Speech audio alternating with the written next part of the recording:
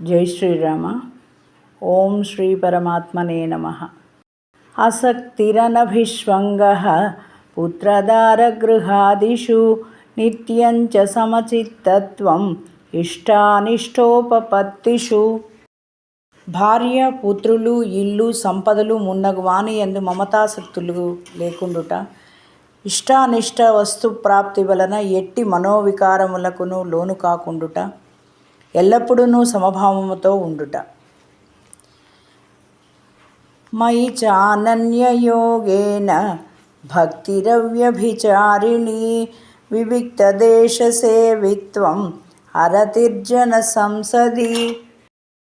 పరమేశ్వరుడనైన నా యందు అనన్యయోగము ద్వారా దృఢమైన నిశ్చల భక్తి కలిగి ఉండుట,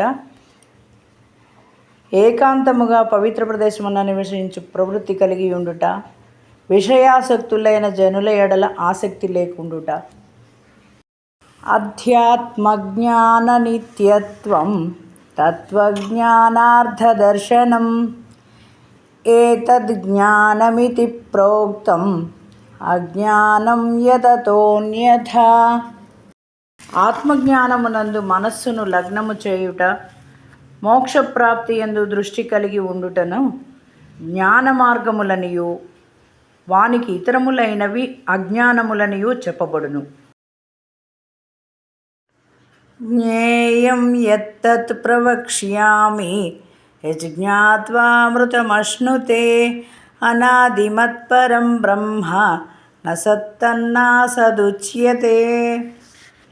అనాది అయిన పరబ్రహ్మయే తెలుసుకొనదగినవాడు. అతనిని తెలుసుకొనుట వలన మానవుడు పరమానందమును పొందును. అతడు సదసత్తులకు అతీతుడు. ఆ పరమాత్మను గూర్చి సమగ్రముగా నీకు తెలుపుచున్నాను. జై శ్రీరామ.